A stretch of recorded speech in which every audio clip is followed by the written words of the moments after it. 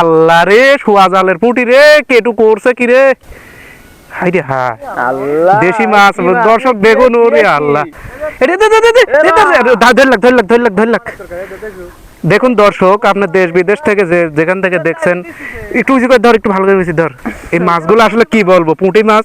মানে শোয়া জালের পুঁটি যারা চেনেন শোয়া জাল যারা চেনেন দেখেন কি সাইজ আসলে কি বলবো হাই রে হাই আসাদ ভাই কি করছে ইরে আল্লাহ একটু ধরলাক দেখেন পুঁটির কি সাইজ আমি আর কি বলবো আপনারাই দেখুন দর্শক কি পরিমাণে পুঁটি ধরে আছে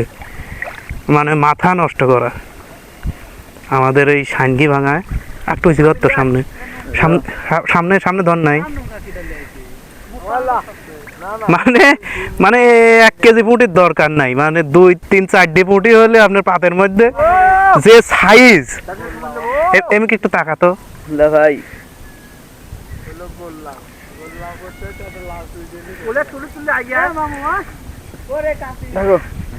নাই একটু